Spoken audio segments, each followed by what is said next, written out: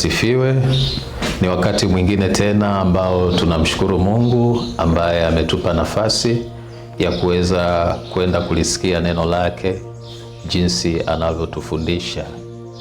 Na kipindi kilichopita tulikuwa tukizungumza kuhusu imani. Tuliona mambo mbalimbali ambayo Mungu akisema na sisi kuhusiana na imani.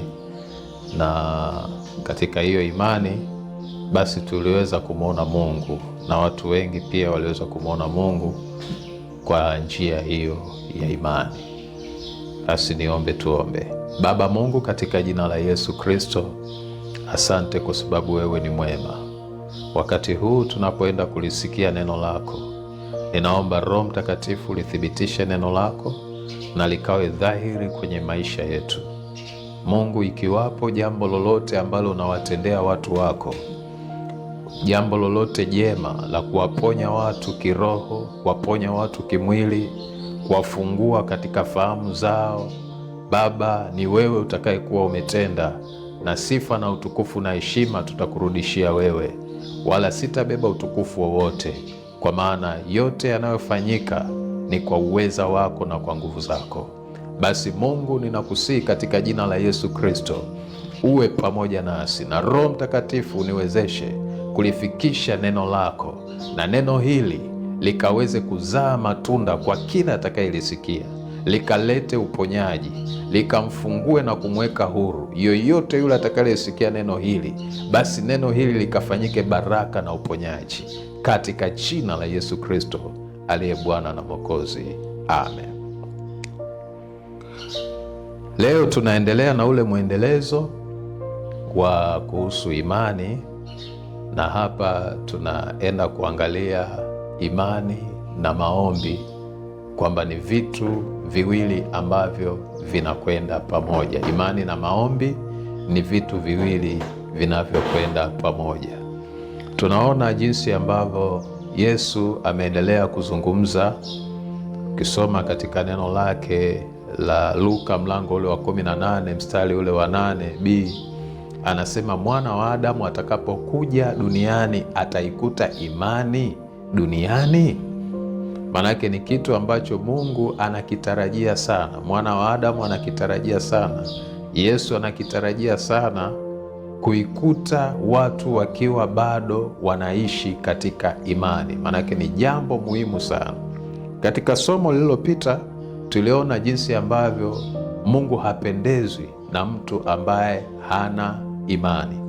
Lakini katika mafafanuzi ya imani, msingi wetu ulikuwa katika kile kitabu cha Waebrania mlango ule wa 11 na mstari ule wa kwanza, ambayo nasema, basi mwenye haki yangu ataishi kwa imani, naye akisitasita, roho yangu haina furaha naye.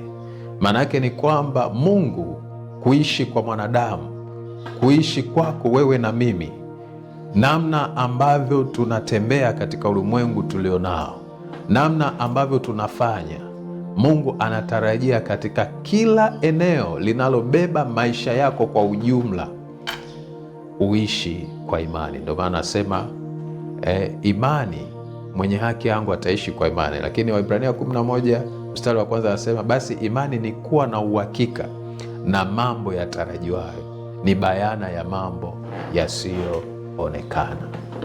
Manake ni kwamba Mungu anategemea uishi ukiwa na uhakika juu yake, usiishi kwa mashaka. Katika somo hili ambalo tunaendelea nalo la imani na maombi, ni somo zuri sana ambalo litaweza kutusaidia, litaweza kunisaidia mimi na linaweza kukusaidia na wewe, kukutoa hatua moja kwenda hatua nyingine, kwa sababu hivi ni vitu viwili vinavyotegemeana. Ni sawa na ndege ambaye ana mbawa mbili, anaporuka mbawa zote zinategemeana. Ubawa mmoja unaweza ukaita imani, ubawa mmoja unaweza ukaita maombi.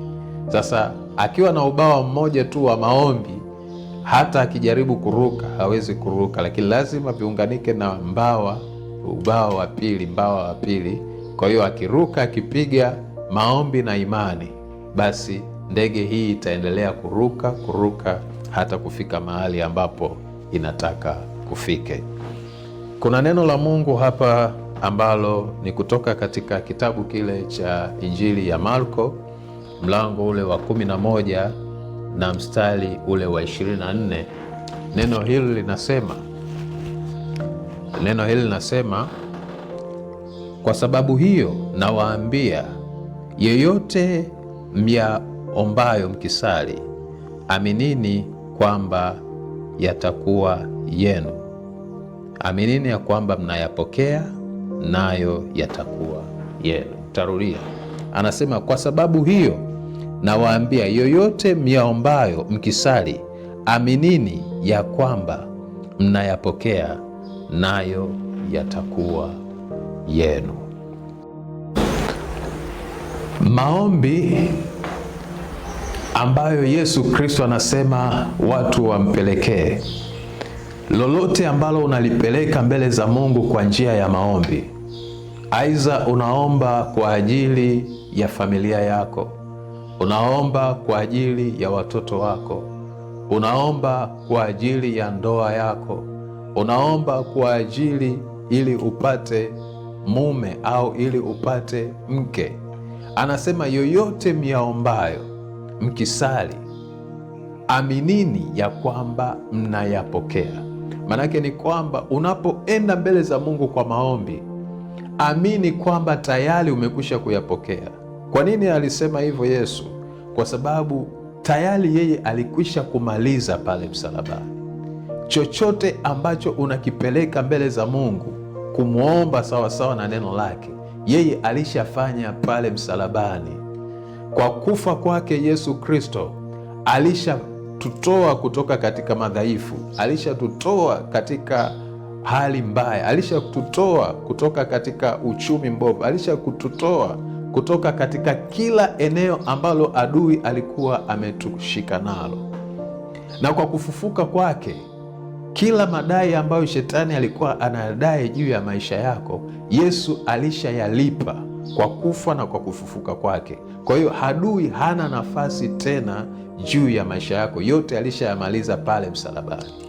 Na ndio maana Yesu alijenga msingi huu kwamba yoyote myaombayo, aminini ya kwamba mmekwisha yapokea. Maanake ni kwamba unapoomba tayari iko kitu kilikwisha kuwa. Tengeneza imani kwamba iko kitu ni dhahiri, kilishafanyika, kwa sababu yeye alikwisha maliza pale msalabani. Wakati mwingine unakuta tunatumia nguvu kubwa sana kwenye kuomba, tunatumia nguvu kubwa sana, lakini Mungu anaangalia ndani ya moyo wako, anaangalia ndani ya moyo wako ile hamu ya uhitaji na namna ambavyo unamwamini yeye. Anaangalia ndani, hafungwi na sauti. Unaweza wakati mwingi watu tunaangalia mazingira ya nje, tunaangalia ili akiomba fulani litafanyika, yaani tuna picha ya kibinadamu, lakini picha ya Mungu iko ndani mwa mtu. Hata sasa napoongea hivi, kwa yoyote ambaye anamwamini Mungu, kwa yoyote ambaye analiamini neno hili, linaenda kuwa dhahiri kwenye maisha yake. Naposema hivyo, kuna mwanamke mmoja ambaye ukisoma katika Biblia, katika Injili ile ya Mathayo, utaona jinsi ambavyo kulikuwa na mwanamke ambaye alikuwa akitokwa damu kwa miaka zaidi ya 12. Lakini aliposikia habari za Yesu kwamba anaponya, anafufua watu, kwamba Yesu anawaponya wenye ukoma, kwamba Yesu anafanya miujiza, akajenga imani. Alipojenga imani ndani ya moyo wake, akaamua kuchukua hatua moyoni mwake, akasema mwenyewe ndani ya moyo, si kwa sauti, ndani ya moyo, nitakwenda na nitalishika vazi la Yesu, na nikilishika lile vazi la Yesu, nikiligusa, nitapokea nini? Uponyaji. Alipochukua hatua sasa ya kwenda kwa Yesu, akalishika lile vazi, tayari akapokea uponyaji saa ile ile, kwa sababu tayari alishatanguliza imani. Ile imani tayari ilishaona uponyaji. kwamba ndani ya Yesu Kristo kuna uponyaji. Kwa hiyo ule uponyaji aliamini kabisa kwamba unaenda kuwa dhahiri. Kwa hiyo yeye alichukua tu hatua kwa kile ambacho amekiamini kwamba kimekwisha kuwa, na kweli kikawa dhahiri kwenye maisha yake. Ndipo Yesu anasema amesikia nguvu zikimtoka, kwa sababu kuna mtu mmoja tu ambaye amemgusa. Na wanafunzi wake walishangaa sana, akasema kwamba mbona wanaokugusa ni wengi? Lakini akasema hapana, kuna mtu aliyenigusa. Maanake kuna mtu ambaye amemgusa Kristo. Wanaomgusa ni wengi, lakini Yesu hakusikia wale waliokuwa wakimgusa, kwa sababu walimgusa si kwa imani, walimgusa katika hali ya kawaida. Lakini yupo mmoja ambaye alimgusa kwa imani, kwa kutarajia kupokea vile ambavyo Kristo anavyo, ambavyo katika macho ya damu na nyama havionekaniki, na vikawa dhahiri katika maisha yake juu ya mwili wake. Bwana Yesu asifiwe. Kuhusiana na imani na maombi, ni vitu vya msingi sana ambavyo Mungu anavitarajia uweze kuwa navyo kwenye maisha yako. Maombi, ukiomba tu pasipo imani, maombi matupu pasipo imani ni bure. Lakini pia imani pasipo maombi hakuna uhai. Kwa hiyo hivi vitu vyote ni vitu vinavyotegemeana kwenye maisha ya Mkristo.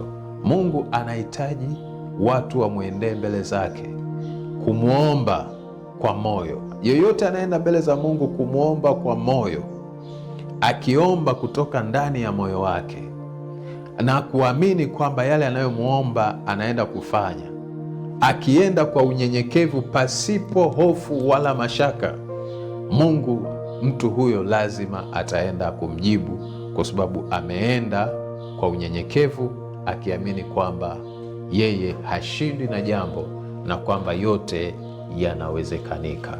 Ndugu yangu mpendwa, tukumbuke kwamba imani ni kuwa na uhakika na mambo yatarajiwayo, ni bayana ya mambo yasiyoonekana. Unaona nini kwenye maisha yako? Inawezekana umemwomba sana Mungu juu ya mambo mbalimbali ambayo unataka akufanyie, lakini umeona nini? Hebu liangalie neno la Mungu. Mungu ameahidi nini juu ya kile unachokumwomba? Hebu angalia neno la Mungu. Kwa mfano, unaweza ukawa unaomba kwa habari ya afya, niliwahi kuzungumza hapo. Hebu angalia Mungu anasemaje kwa ajili ya afya. Kwa mfano, unamwomba Mungu kwa habari ya uchumi, Mungu anasemaje kwa habari ya uchumi? Kwa mfano, unamwomba Mungu kwa habari ya kazi, Mungu ameahidi nini juu ya kazi? Kwa hiyo unapoenda mbele za Mungu, nenda ukiwa una uhakika kama baba. Usiende mbele za Mungu kama unaenda kwa mtu ambaye huna uhakika naye. Nenda mbele za Mungu kwa uhakika. Nasema imani ni kuwa na uhakika. Siku zote mtoto anapokuwa na baba ana uhakika. Anapomwomba baba juu ya jambo fulani, hamuombi kwamba ukiweza nifanyie jambo fulani. No, ana uhakika kwamba baba anaweza kufanya. Kwa hiyo anamwambia baba juu ya kile ambacho anaamini kwamba baba anaweza kufanya. Nenda mbele za Mungu ukiwa na uhakika. Imani ni kwenda mbele za Mungu pasipo hofu, pasipo mashaka, pasipo wasiwasi, tukijua kwamba Mungu wetu yeye ana nguvu kuliko ulimwengu. Yoyote anaenda mbele za Mungu kwa imani na kwa maombi ya imani, anaweza kubadilisha vitu ambavyo ulimwengu hauwezi kubadilisha, anapoenda mbele za Mungu kwa imani. Ni kuombe mpendwa, tumwamini Mungu kwamba yeye anaweza yote. Mwamini Mungu kwenye maisha yako. Usikate tamaa juu ya jambo lolote lile, hata kama macho ya damu yanakuonyesha kwamba lile jambo liloliomba kwa wakati huu unaona kabisa halijawa dhahiri. Endelea kuamini kwamba alikwisha kufanya pale Kalvari. Endelea kuona juu ya kile ambacho Mungu umemwomba, endelea kuona kwamba kimekuwa. Endelea kumtumaini na kumtegemea juu ya kile ulichomwomba, nacho kinaenda kuwa dhahiri. Usikatishwe tamaa na jambo lolote. Wakati mwingine adui anakuletea mawazo kwamba Mungu hawezi, Mungu labda hajakujibu, labda ungeenda sehemu fulani, labda ungefanya hivi. Hapana, usiruhusu sauti za shetani zikukatishe tamaa. Nenda mbele za Mungu ukimwamini kwamba kwa kazi ya kufa na kufufuka kwake Bwana wetu Yesu Kristo alishamaliza yote. Sisi tunahitaji tu tubonyeze button ya imani na unyenyekevu, tukiangalia ahadi za Mungu juu ya vile tunavyomwomba, ndani yake kukiwa na ufahamu wa kimungu, na Mungu ataenda kufanya sawa sawa na mapenzi yake, kwa sababu yeye hajawahi kushindwa na jambo lolote. Kwake yote yanawezekanika. Mwamini Mungu unaposikia sauti hii. Amini ya kwamba Mungu anaenda kutenda. Amini ya kwamba Mungu anaweza kubadilisha vitu ambavyo haviwezekaniki na kuwa vinawezekanika. Amini ya kwamba Mungu anaenda kubadilisha historia ya maisha yako.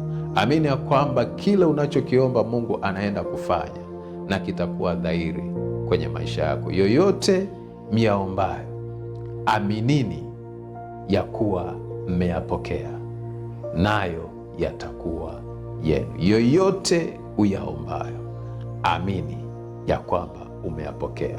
Yaani tarajia, ona kwamba hicho kitu kimekwisha kuwa. Ona kwamba kile kitu tayari kipo. Ona kwamba kama ni afya tayari imeshatokea. Ona kwamba kama ni uchumi tayari Mungu amekwisha kufanya. Kama umemwomba Mungu juu ya gari, anza kuchukua hatua sasa ya kwenda kwenye mafunzo ya udereva, kutafuta leseni. Ona kwamba tayari Mungu amekwisha kufanya sawa sawa na kusudi lake. Kama umemwomba Mungu juu ya afya ya watoto wako au umemwomba Mungu juu ya watoto wanaokutesa, ona kwamba Mungu amekwisha kufanya. Naonyesha kwamba hao watoto hawakutesi tena, bali ni baraka, na Mungu anaenda kujitukuza sawa sawa na kusudi lake. Na tuombe. Jina la Yesu Kristo, neno lako hili ambalo tumelizungumza hapa kwa ufupi sana, likawe dhahiri kwa kila atakayelisikia, katika jina la Yesu Kristo Nazareti. Wapo watu ni wagonjwa, wamelala vitandani. Mungu umesema katika neno lako, kwa kupigwa kwako sisi tumepona. Lakini umesema wewe ulikuja duniani ili tuwe na uzima, kisha tuwe nao tele. Nami ninatangaza uzima kwa watoto wako wanaosikia sauti hii, na ikawe dhahiri katika jina la Yesu Kristo, kwa imani yao ambao wameijenga juu yako Bwana Yesu. Wapo watu ambao wanasumbuliwa na matatizo ya madeni. Mungu, wamehangaika huko na kule, lakini wewe Yesu Kristo hushindi na lolote. Baba, naomba ushughulike na mahitaji yao. Wapo watu ambao wanahitaji uwafanyie, wengine wanahitaji wake, wengine wanahitaji waume.